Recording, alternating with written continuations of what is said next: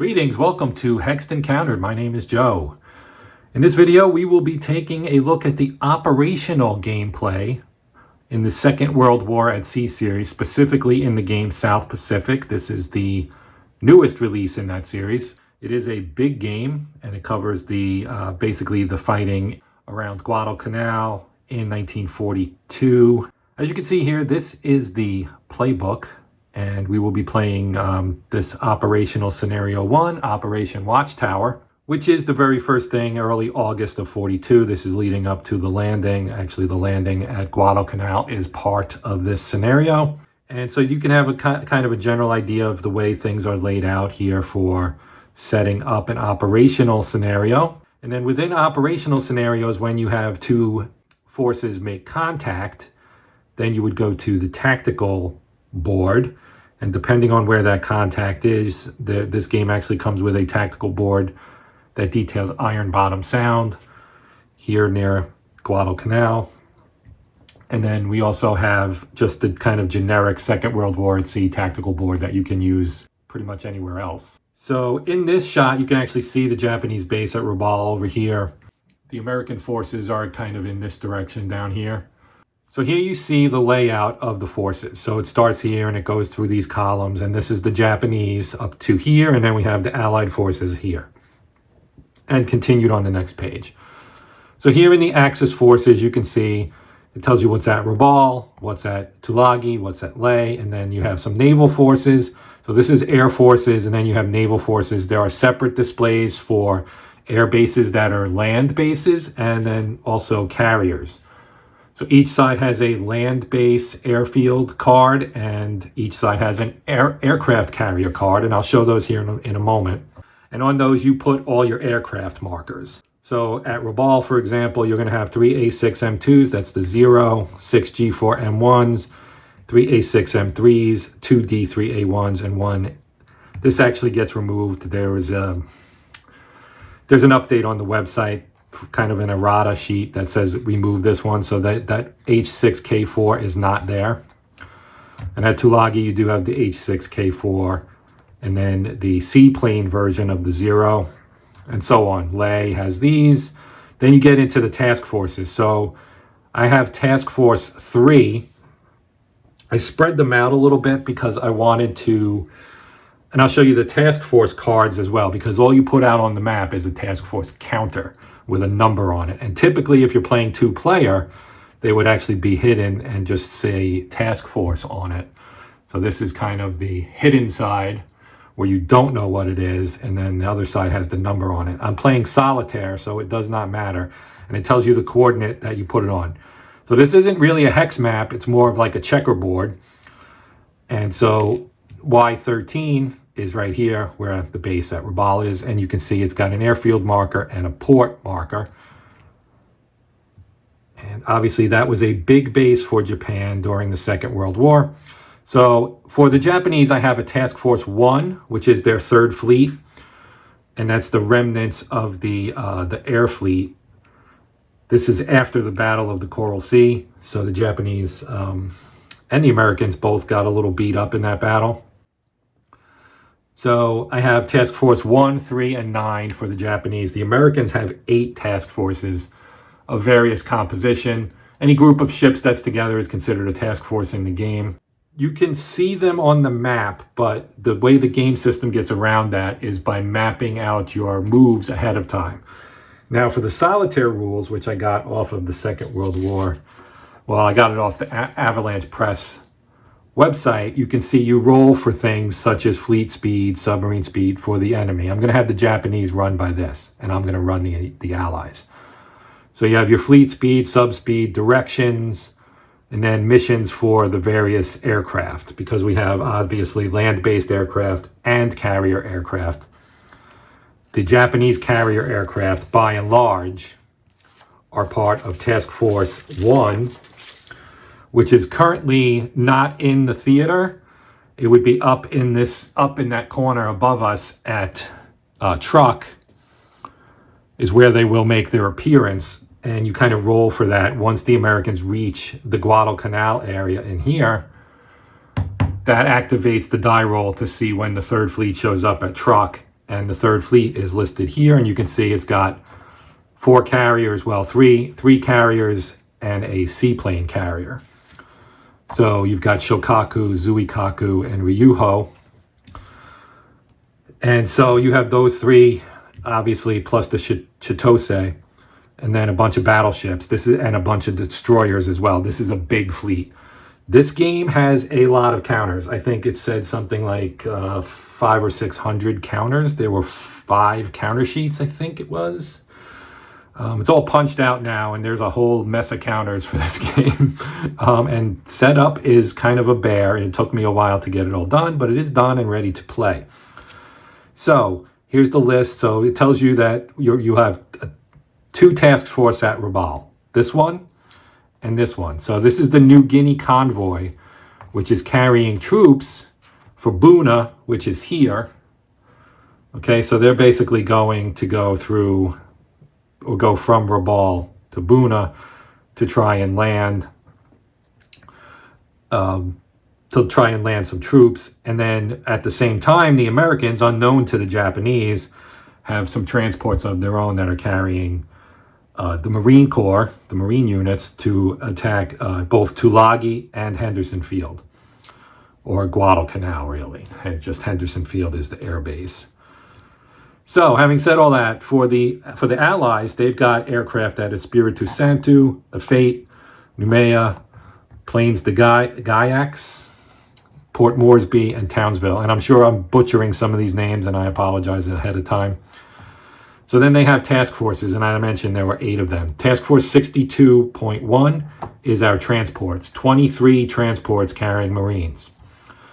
This is the invasion force. Escorting them, or in the general area, they're not technically escorting them because they're not in the same. You can see it says here you start at or within 3 zones of C Zone A and 30.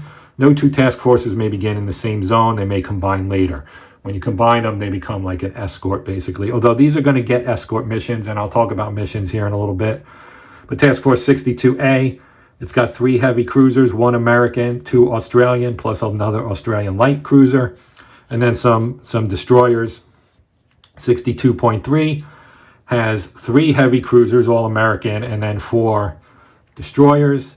And 62.4 has a light cruiser and a couple of destroyers. And then down here you have at or within 3 zones of C Zone AS-35. And you can't begin in the same zone. They may combine later. Exactly. You mark off 1 fuel box on each ship. I'll talk about that too in a little bit. Task Force 61.1, the Saratoga. It's got its air complement here. Now you can see Shokaku's, Zuikaku, and Ryujo here all have their air complements listed out as well. They go on the carrier card, as I mentioned. So you have the Saratoga Task Force, the Enterprise Task Force, and the WASP Task Force. You have a tanker force as well. And then at Noumea, you also have these additional ships, or you have a seaplane carrier and a couple auxiliary ships that all have PBYs. And then if we turn the page here, we have the submarine information, and then special rules. So like for Henderson Field, it may not be used by either side because this is before the invasion. The invasion takes place as part of this. Then you have Tulagi, which can be used by the Axis because at this point it was still under Japanese control. And no more than 2 seaplane steps may begin play there. And that's what they have there currently on the Axis. It's actually on the Allied airfield card because Tulagi's listed there. But they do have 2 squadrons there. The Japanese Third Fleet, this is what I was talking about. This is their carriers. When an American transport starts unloading here in Guadalcanal or Tulagi, or an American capital ship is spotted within 10 zones of C Zone AG-26. So that's here. So if we look at that, 1, 2, 3, 4, 5, 6, 7, 8. That's actually, since we have to set up around AN-30, if I back all these up, you know, if I say 1, 2, 3, and just move these guys back like this, 1, 2, 3, maybe do that, and then move this one here. Now, 1, 2, 3, 4, 5, 6, 7, 8, 9, 10. Then we put them there. 1, 2, 3, 4, 5, 6, 7, 8, 9, 10. If we do that, Now these are all out of range and they won't trigger the fleet yet. But this is our invasion force. Task Force 1 is our Marine Corps transports heading this way. The other thing, the Japanese Buna convoy. The transports of the Buna convoy begin the game loaded with troops. If the transports leave Rabaul, their escorts must remain with them. The Axis player receives 1 victory point for every 2 cargo points unloaded in Zone AF7, which is here.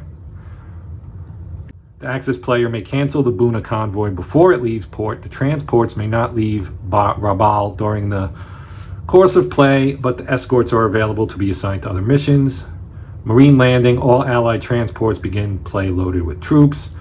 And then it tells you garrisons for the Japanese. Zone AG-26, that's Guadalcanal, has an Axis garrison of 1 troop point. Rabaul has a garrison of 30 troop points, and Kavieng, which is W11, which is W11 right here, has a garrison of 5 troop points. Then you get victory conditions. The Allies will gain 10 victory points if they can capture AG-26. Again, that's Guadalcanal, Henderson Field. And 1 victory point for every troop point unloaded in Zone AG-26. The Allied player wins by scoring at least 40 more victory points than the Axis player. Any other results in Axis victory. This is a 36-turn scenario. Each turn in this game is 4 hours, so it takes 6 turns to complete 1 full day. So if you do the math, that is a 6-day scenario. And you get the aftermath information as well. So that's how you set it up. Okay, so here we can see our Axis Airbase card. So there's only 2 in play on this card. There's actually 1 more, but it's on the Allies card, as I mentioned earlier. So you have Ley over here. And so here we have all the plane counters for the planes that are located there. And Rabaul has a big stack, as you might expect. But here's the counter for a 0, so you can see what that looks like. And I'll talk about what the numbers mean and everything probably in the tactical video, because only some of them, like the range here, which is this guy right here, the 19/1, that's the only thing that really will impact on the operational phase, because all the real fighting will take place. Well, most of the real fighting will take place on the tactical map. So those are the 2 bases they have. Rabaul tells you the capacity and its anti-air rating for when it is attacked by enemy aircraft. And so Rabaul is a big base, as you can see. It's got a capacity of 40 and AA is 12. Ley, on the other hand, has a capacity of 20 and AA is 6. Now we'll slide down and take a look at the Ally one, which also includes Tulagi. Okay, so here is the Allied air bases. So you can see we've got a lot of Marine Corps stuff here. So we have Noumea, Plain des Gaillacs, Port Moresby, Townsville, and then Tulagi's here. And Tulagi has 2 Japanese squadrons there right now, seaplane squadrons. Now, the book actually mentions that this A6M2N S, and it's supposed to be 4 of them. I only have 2 for some reason. I'm not sure about that, but I'm just going to pretend that like it's doubled basically when I need to use 2, which I forget because it's been a while since I finished setting all this up. I don't really remember if there's 2 of these in here or not, but I'll be able to look at that really easily. Then over here we have a Spiritu Santo and a Fate, and what they have there for those. So these are Marine Corps units. Well, this one actually isn't. Let's look at one of the Marines here. This one's a Marine Corps. So this is a Marine Corps fighter, F4, F3. You can see kind of the Marine background on it, as opposed to the U.S. Army, or the Army Air Corps, the P-40D here, right? So the L at the top there in the middle indicates that it is a land-based aircraft, right? And then here we have, this is an Australian Hudson. And again, I'll talk about what all the symbols mean and everything on the counters when we get into combat, rather than do it ahead of time, to try and keep things moving. So now let's take a look at the aircraft carriers. So here we have Shokaku, Zuikaku, Ryujo, the Chitose, which is seaplane carriers, the Kiyakawa rather, right here, and then the Akitsushima right here. And then we have American aircraft carriers. There's only 3. The Saratoga, the Enterprise, and the Wasp. And they all have their own complements. And here, if we pull this top guy off the Saratoga's air squadrons, you can see this is a F4F4. It is a fighter. It has a C there in the top center, indicating it is a carrier aircraft. So again, I'm not going to really go into that, but the C, L, and S will always designate what they are in terms of whether it's a carrier plane, a land-based plane, or a seaplane. So now we'll take a look at the task force cards, which you can kind of see one of right here. This is the Japanese. So we have Shokaku. These are the carriers, right? And again, I'm not going to really get into what all the counters mean. The numbers at the top, the 001, those are its gunnery ratings. Primary, which are the big guns, secondary, and tertiary. If you look at a battleship like Hai here, has an 841. Cruisers, like Kumano is a heavy cruiser, 0. So no primaries, 7 secondaries, 1 tertiary. Destroyers will pretty much always only have tertiary. So you can see the Hayashio here has a 3. Natsugamo 003 as well. The 3 in the red box with the plus sign, that's how much movement they get. The plus, so it's 3 boxes per turn, and then the plus indicates that it's a half. So on even turns, they get 4. So it's 3, then 4, 3, 4. So it's 7 every 2 is basically what that works out to. And speed of the task force, the task forces can typically only go as fast as their slowest ship. So here we have an escort carrier, Kirakama Maru. It's got a 1+, which means that even though the Kako here can go 3+, it's going to have to slow down because of the carrier there. Now you can split your task forces off, but you wouldn't want to have a seaplane carrier without an escort, because they would be sitting ducks. As you can see, it's a 001 in terms of gunnery. And there is a ship data book that includes data on all the various ships and how much armor they have, how much fuel they carry, their gunnery ratings, their flight deck info if they are a carrier, etc., etc. There's a lot of meat on the bones in this game.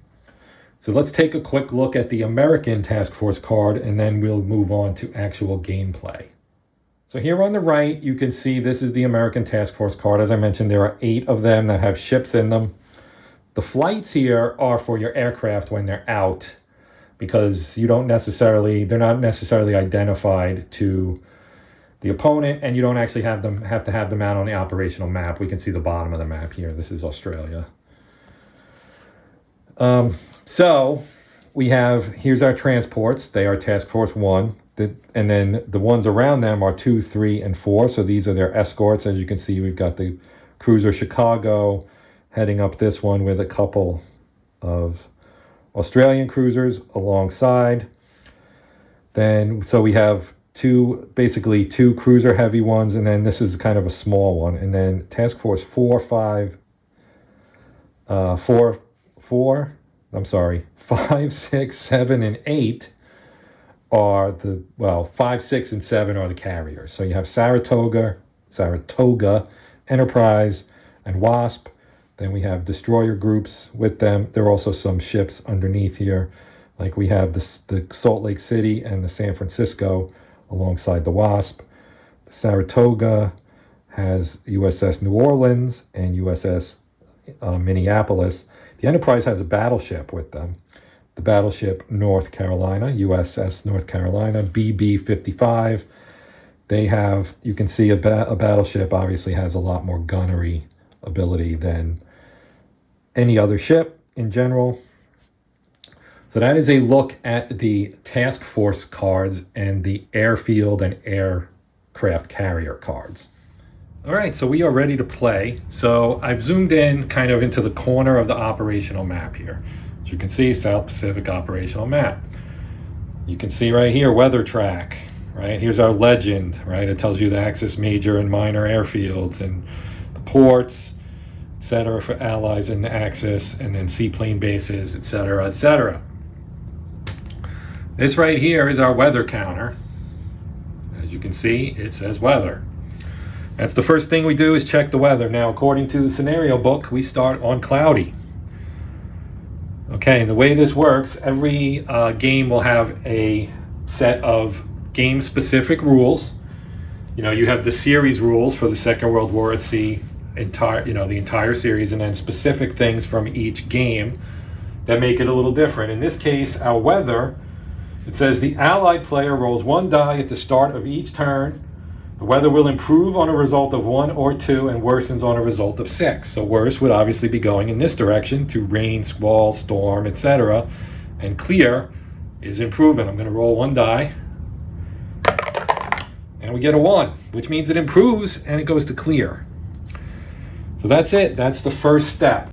The second step is our air patrol phase. So let's set the Japanese up first. So we're going to look at our solitaire rules. Air unit missions. Roll for each air unit on first daylight turn. The result applies for rest of the day. Do not roll for air units whose missions should be obvious, such as naval strike for land-based torpedoes, torpedo bombers at a base about to be invaded. If a mission rolled makes no sense, such as ASW in a game with no submarines, re-roll.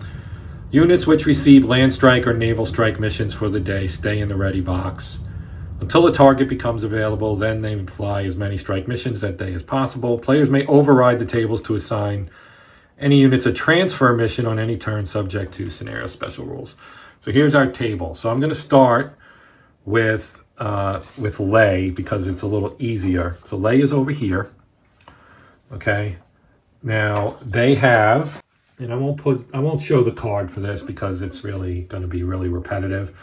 And in fact, I'll probably show what I do first.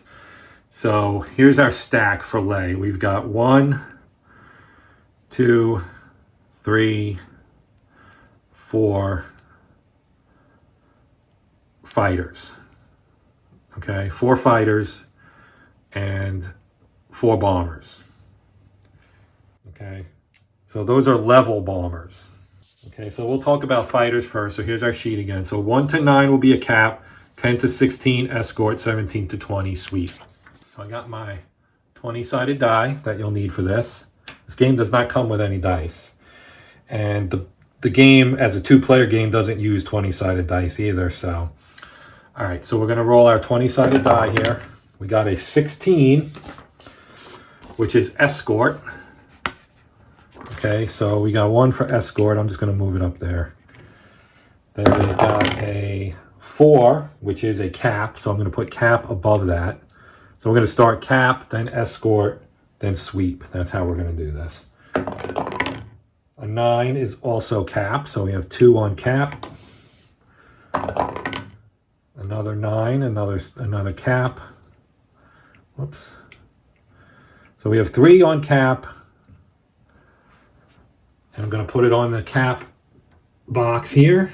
And 1 on sweep for the fighters, and then we'll do our bombers, and the bombers are a little bit different. So we have 3 different types of bombers in the game: dive bombers, torpedo bombers, and level bombers. These are level bombers. So we have 1 to 5 naval strike, 6 to 11 land strike, 12 to 18 search, 19, 20 ASW. So an 8 is a land strike. So we'll put that, that's the second possibility. Another 8, so 2 for land strike. A 20, which is anti-submarine warfare.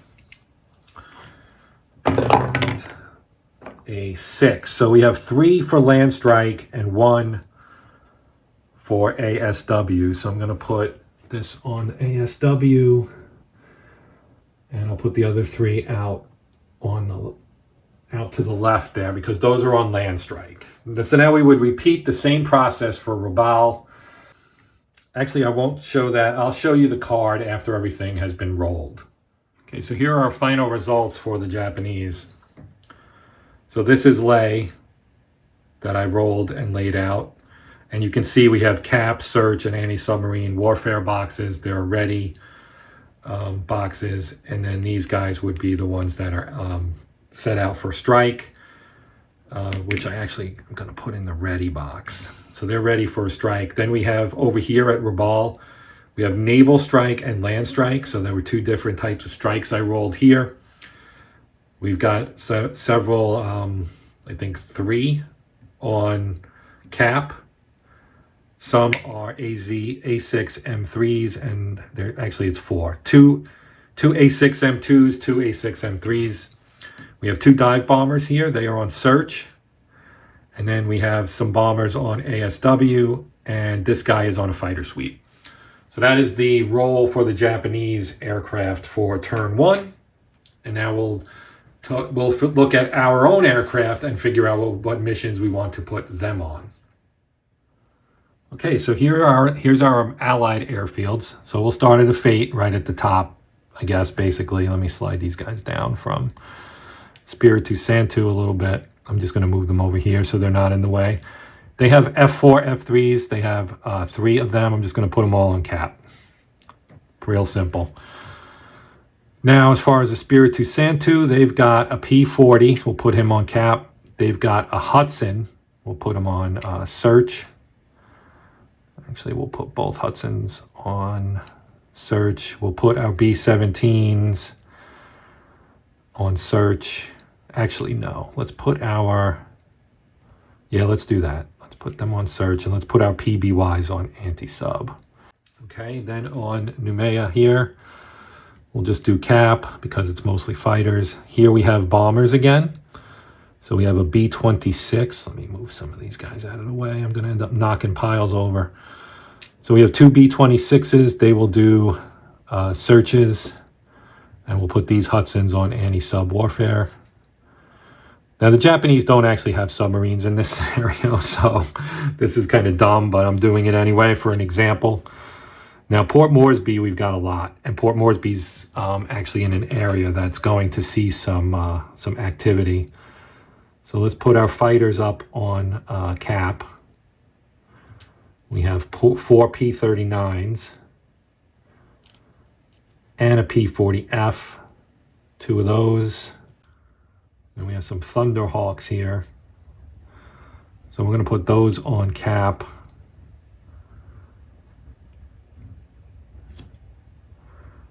A whole lot of CAP here. And then again, the Hudsons and the A-20s will both be on search. And here we'll put these guys on search, B-17Es, and our Thunderhawks on CAP. That is Townsville. And here are the Japanese that I forgot to roll for before, so let me roll. So we got a fighter who got a 14. That is an escort mission, which we may not use that because depends on what we get for our bomber here. And it got a naval strike, so that actually does work out. So he's going to get a naval strike, and we'll just put them in the ready box for now. And he has an escort. All right, so that is the air mission assignment. And now we will move on to the next phase, which is the orders phase. Okay, so I did a little thinking, and I'm going to change some stuff air mission wise because it makes sense, even though I was following the solitaire tables.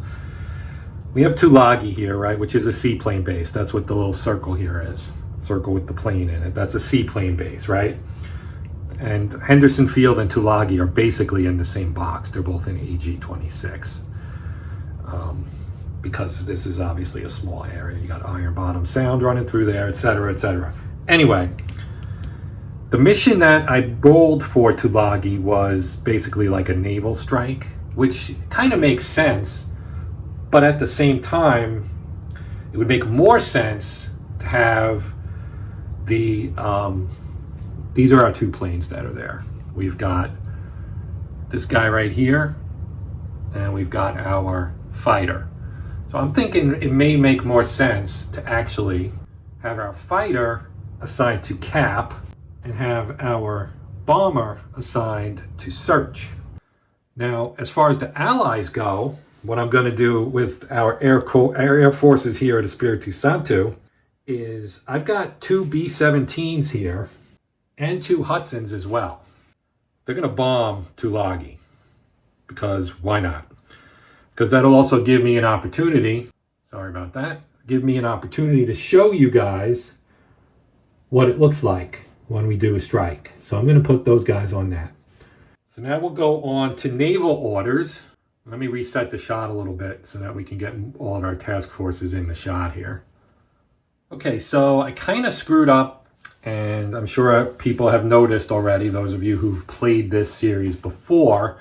I was supposed to give orders to my, or missions rather, to my task forces, which I did not do. Okay, so we know we have 2 Japanese task forces that are actually on the map.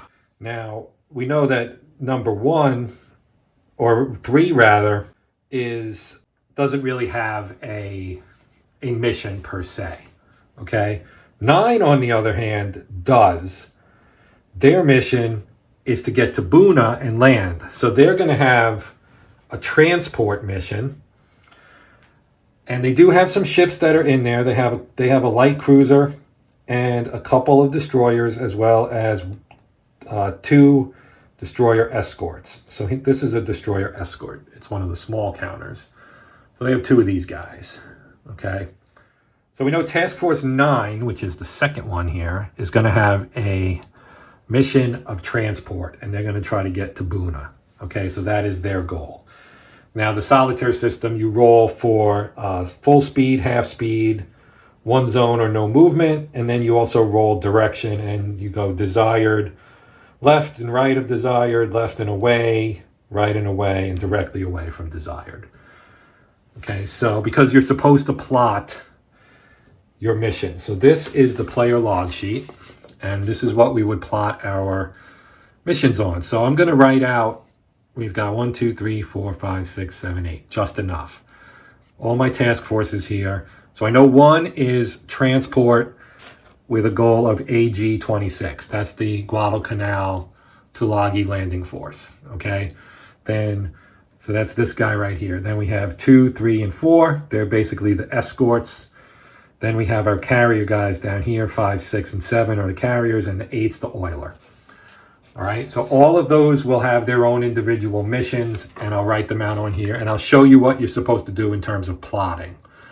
Okay, now I probably won't, well, I'm going to show you how it plots, and I'm only going to show probably 1 turn or maybe 2, only to kind of give you the flavor of how this works.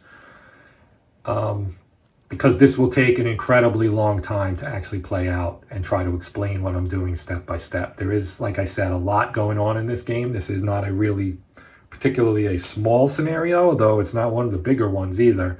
It's kind of a medium, I would say. But there's still plenty going on in here. And, you know, I want to show this because there's not a lot of videos that show the operational stuff.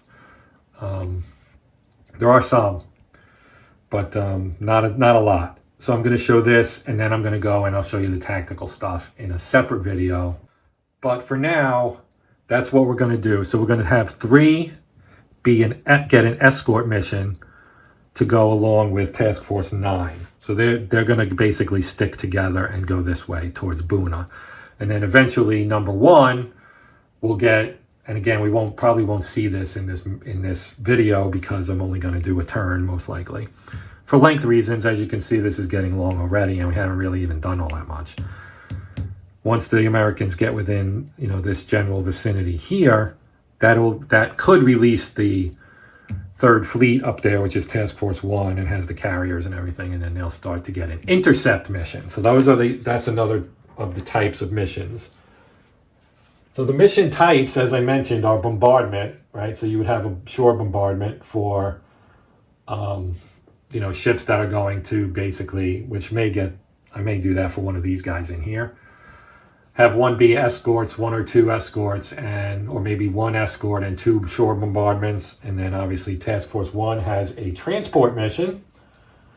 Then you have intercept missions, which only have to plot out a 1 turn in advance. So for that one, that I may give to these guys. Have an intercept mission and kind of head in this direction and try and look for the Japanese as we, you know, Like the carriers will head this way and these guys are going to head this way. And then if necessary, if once we get into this area, they would be able to react towards Guadalcanal or react towards Buna, depending on how things develop. That's my strategical thing. That's my strategic thinking on that. But there are other ones. There's anti-submarine warfare. There's raiding, mine laying, mine sweeping, and supply missions. Now, I didn't actually have to put a task force marker out for Task Force 8. That's the Oiler. I'm doing it here because I know where it is and I'm not playing a two-player game. In a two-player game, you can just kind of note where you have this because your opponent won't be able to see your log sheet. Your opponent's not going to be able to see what you write on here, and vice versa. So you won't know what everything's doing. You also might note, I have carriers here. I didn't give any of those guys air missions, which is kind of an oversight on my part, but I also know in my head that nobody can get to these guys in this first turn. So what I would probably typically do is put up some cap and then maybe have some other aircraft on ready for possibly a strike or something along those lines, or search. You could send your dive bombers out to do searches, etc., etc. I kind of didn't bother with that stuff only because, like I said, we're all the way down here. So I'm going to write out my log sheet with the missions and plot out some stuff, and then I'll show you what that looks like, and then we'll actually start getting through the turn where we start resolving some of the stuff that we're doing in terms of we'll start having our air search do its thing, and then we'll do maybe some ASW. I did not put the submarines out on the map. The Americans have some submarines. I didn't put them out on the map, and I need to do that, and I will. So that you will come back, I'll have the subs on the map, and we'll start talking about resolving the air missions, and then that way you can see what happens at Tulagi here and Espiritu Santo with the two air flights one going this way and the other one going this way, and we'll see what happens. Okay, so Task Force 1, transport mission, and then you write the coordinates and you have to plot it out. Now I didn't plot it all the way, and I didn't plot it all the way for these as well. You're supposed to plot them all the way. I didn't do it because time reasons, and I know I'm only going to play one turn anyway for now, so it's not a big deal. So they're going to go AN 32 and then AM 32 and then AL 31. So there's a speed is a 1+, so they can go 1, and then on even turns they can go 2. So they go 1, then 2, then 1, then 2. So I plotted out the first 4 turns for them.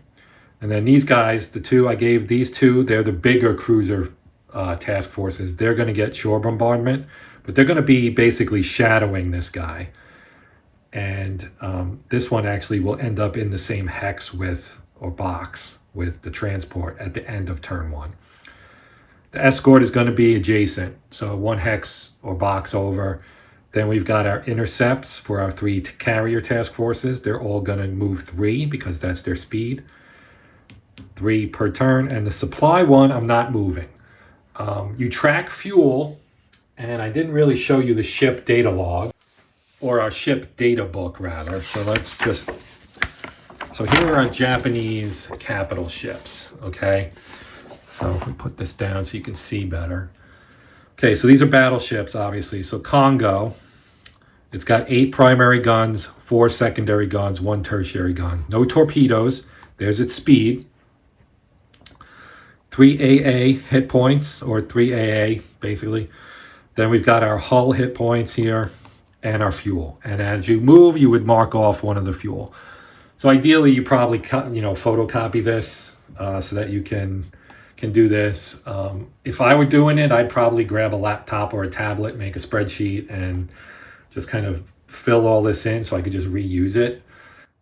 I haven't done that yet, but that's probably what I will do, because then I don't have to use a bunch of paper and it'll just get messy, and I can just reuse the same basically Excel spreadsheet over and over again.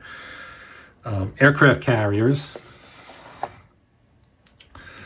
have the additional of the flight deck instead of primary guns. They have flight deck, then secondary, tertiary. Their speed is a 3+.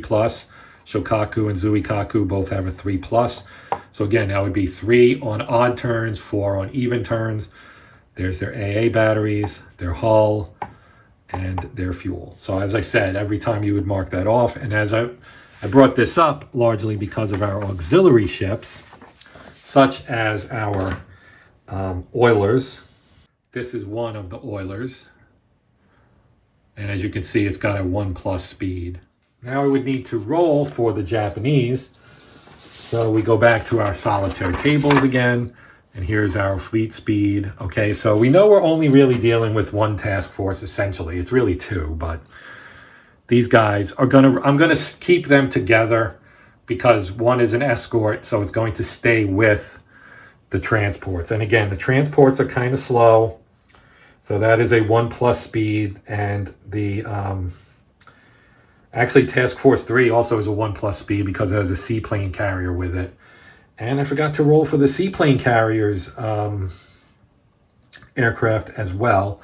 I'm just going to put them on cap because that would make the most sense to me for now, for turn one. So I'm putting them on cap only because they're really, I mean, yes, we have aircraft here in Port Moresby. I didn't put any of the Port Moresby aircraft to basically do anything other than search and fly cap themselves, so there's no real reason not to do that. So let's just roll for the Japanese fleet movement, and I totally messed this up. So let's roll for Task Force 3. They get a 9. So the 9 for speed is full speed, which in this case is just 1 anyway. And now we'll roll for direction, and we get a 12, and a 12 is right of desired direction. So they can't really do that because right of their desired direction, when their direction is this way, would be this way, and there's land there. So I'm just going to move them 1 this way. So they're now out of port, and they've moved there. So that's where they're going to move, and I'm just going to move them there. I'm not going to like write it down or anything. That's just where they're going. So it's going to be kind of difficult to actually find anything with this air search, but I do want to show you kind of what it looks like. Okay, so let's just, for example, look at the aircraft coming from Tulagi towards Espiritu Santo. Okay, now here's how this works. Here's our aircraft, right? You take his range, which is 16. Now he's on a search mission, which means he's not carrying ordnance, so he can't attack. That gives him a +4 bonus on his range. So that 16 actually becomes a 20. Then you take the endurance and you multiply it, which makes it a 60, and then you halve it because he's got to go out and back. And so you get a 30. So he can actually search out 30 hexes, which is really far, or 30 boxes if you prefer. Okay? So that means if he's coming in this direction or any other direction, he can actually see all of these potentially. Because here's our one of our tables, okay? One of many tables that you get with this game. So here we have air search. You roll 1 die, a d6. On a result of 3 or greater, the task force is spotted. If you have 3 to 4 steps of search aircraft, you get a +1. We have 1 step. That's a 1-step counter. So none of these step modifiers count. Target was not sighted last turn. We're in turn 1. Task force is unloading in a coastal zone. Not yet, they're not. Search aircraft includes fighters. This is a negative. No. Lone float plane searching. No. Target is X zones away, right? We're going to get a -4 because all of these task forces, all of them, and I know it's out of focus, but all of them are more than 9 hexes away or 9 zones away. The weather doesn't have any impact because we have clear weather. We're not in a night, and it's not anti-submarine for seaplane. So basically, I could roll, but because of the -4 modifier for the distance to these guys, there's no chance of this being successful. But they stay on that mission all day long, so they're just going to stay there because that's the rule. Now, there are other ones that are also on search from Rabaul. These are the 2 planes that are, and these are dive bombers. Okay, so they have a range of 15-1, which means they can't get out from Rabaul far enough to actually see any American stuff anyway. So they're not going to find anything either. So now let's flip it and do the American stuff. or the Allied stuff, I should say, because there are some Australian aircraft in this mix as well. So I think the important one would be Port Moresby, which is right here. Okay, now let's count. 1, 2, 3, 4, 5, 6, 7, 8, 9, 10. It's 10 to where that task force is. Okay, so since it's 10 from Port Moresby on search, we have these 4 aircraft. We have 2 Hudsons or 3 aircraft. 2 Hudsons and an A-20. Okay, so the 2 Hudsons have a range of 16.2 and the A-20 is 12.1. So the A-20 can't get there. And honestly, I should have put the A-20 on like a strike mission, but too late for that. So our Hudsons, though, are 16.2, which gives them a range of 16, which means that they can, in fact, spot that guy. Now, there's only 2 steps there. And the range, as I said, is 1, 2, 3, 4, 5, 6, 7, 8, 9, 10. So again, we get a -4, and I'm sorry that that was out of focus. But again, we get a -4, and a -4, even with 2 steps, is still not going to find anything. So in hindsight, all of this was kind of a waste. I'm going to put these 3 back into the hangar. We have some search planes down here, some planes down here, and we have Townsville as well, which is over here. You can see I put out the submarines for the Americans. They have to be 5 boxes from each other, and they can't be in the same hex as a setup hex or an enemy port. So I did put them here because, you know, Japanese operations were kind of trying to head down here into the Port Moresby, Boona, Milne Bay kind of area down here to try and, you know, get some troops into these areas. That had been going on for months, obviously. So I put my submarines in this area here to try and catch anybody coming down this way or coming through that way from Rabaul. All right, so that handles the air search phase. Actually, that doesn't handle the air search phase. We have to look at the anti-submarine stuff now. Now, the Japanese did put out, since I was just talking about submarines, the Japanese did put out these 2 guys on ASW from Rabaul. So these are level bombers, G4M1s, 17.2. So they are carrying ordnance. They're not going to get a bonus on their range. So it's going to be 34 divided by 2 becomes 17. So the 17/2s are easy because it's just whatever their range is. So obviously they are in range of all 3 of these submarines. Okay, there are 2 steps, which does not give you a positive modifier. And the range, though, is key because we're at relatively short range. So the target is 3 to 4 away. 1, 2, 3, 4. That's actually 5 away. So that would be a -2. Okay, now on a 3 or greater, you spot them. So here on our card, right here, target is 5, 6 zones from search base -2, and we get a roll 1 die on a result of 3 or greater, we're spotted. So we roll a die, and we get a 4, and a 4 with a -2 is a 2, so he is not spotted. Now this one is, well, here's Rabaul. 1, 2, 3, 4, 5, 6 away. So this would be the same, 5 or 6. And again, it's a 4, so he's not spotted. Now this one, 1, 2, 3, 4, 5, 6, 7 away. So this one would be a -3, which means it has to be a 6, and it's a 1. So none of the submarines were spotted, so we don't have to worry about that. So the next thing would be air mission assignment. Now, if you did spot somebody, this is where you could attack. Now, I did assign my my planes from here to do a strike on Tulagi. So we would resolve that now. All right, so I kind of did it out of order, but the air mission for these guys is to attack the base at Tulagi. So I'm sending 2 B-17Es and 2 Hudsons to bomb Tulagi. Now, Tulagi itself has a A6 M2 on cap.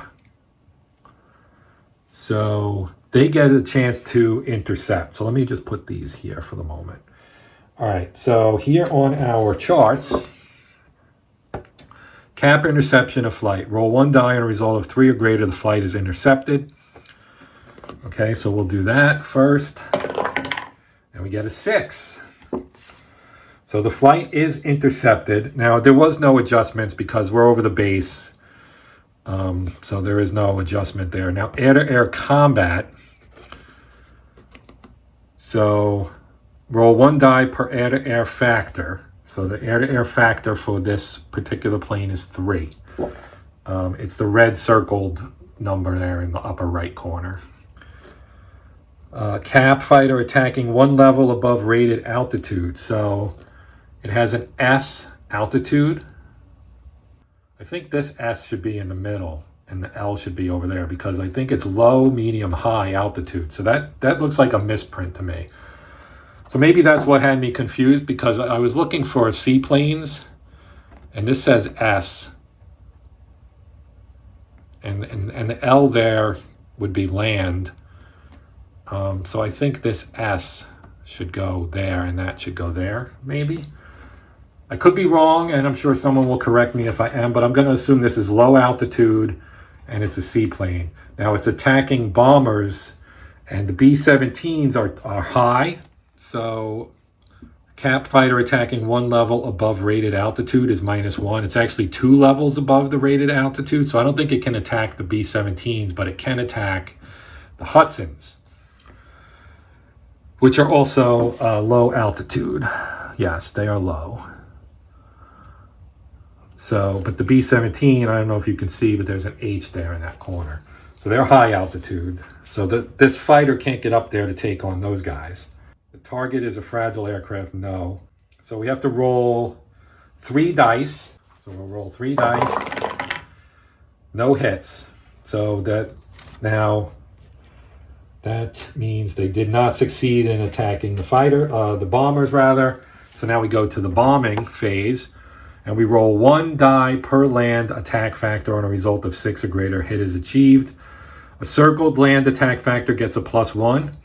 The B-17 has that. It has a 9 land bombing rating with a circle, so it's going to get a +1 on its die roll. It's not a dive bomber. It is bombing from high altitude, so that's going to cancel its attack value. And the weather impacts are not. So I'm going to roll, I only have 3 dice out, and this is kind of one of those bucket of dice type of things, but I'm going to roll these 3. For our first B-17, I'll roll it 3 times. We got nothing there.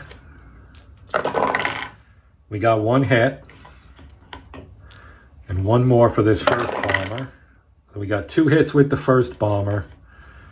Now we'll do the second bomber.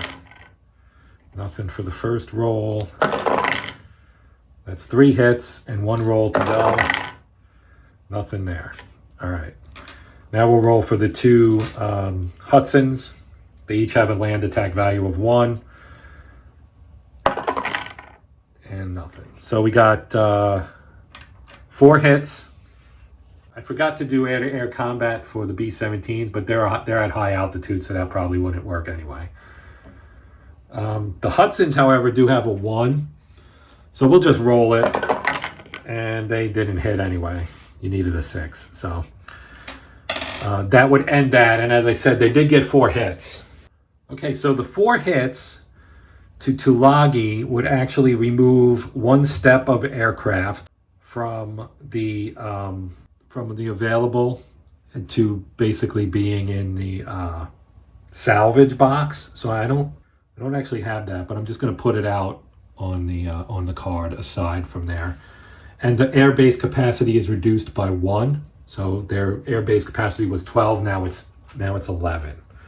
The next phase is the submarine attack phase. Now, subs only move on even turns, and you have to plot their movement just like you would for a task force, a regular surface task force. So I would be plotting them to move this way towards Rabaul. But that only happens on even turns, and it's an odd turn. So you don't have contact until you're actually in the same box with an enemy task force. So there is no submarine attack because there is no contact between the forces. So after submarine attack comes merchant shipping. So task forces with raid or intercept missions and submarines may attack enemy shipping. We don't have any of that here, so we don't need to worry about that either. Then we have surface combat. Again, we don't have that. The airstrike phase, which I already did. I kind of went out of order a little bit. Air readiness phase. So aircraft from the hangar, move from hangar to the ready box. So we do that. We move any aircraft whose missions were already completed. They get moved back from the hangar to the ready box. So that would be like all the aircraft from Port Moresby that did searches and so on, and airstrikes and things, and the airstrikes from Espiritu Santo and all that stuff. They would all get moved back to the ready box. Then you have the last phase, which is the special operations phase. And the following actions may be conducted during this phase. The escorting task force joins escorted task force if you wanted to merge them together. Like if I wanted to merge these two together or merge one of these with that one, it would be 4 actually is what I would do, but I'm not doing that. Emergency repairs, bombardment, none of these are applicable right now. Loading and unloading, cargo, amphibious operations, airfield repairs. Now airfield repairs would be something we could do from the Japanese standpoint. And the way that works is on every 6th turn, each damaged airfield's capacity is increased by 1. So on turn 6, the Japanese can get their airfield back, assuming that the Americans have not invaded by then, which they probably won't have, because that guy can only move 3 every 2. So they'll move, 9 boxes closer. And they're not a lot further away than that, but they are further away than that. Aircraft salvage, which again, that's the aircraft that go into the salvage box. For every 2 steps of each type, each player may return 1 step of play to an airbase specified in scenario instructions. So we don't have that yet. We only have 1 step in our salvage box right now. So we don't need to worry about that either. Refueling, so we're not doing any refueling right now. Rearming, same thing, we're not doing that. And then reinforcements and replacements per scenario. We don't have any of that in this scenario.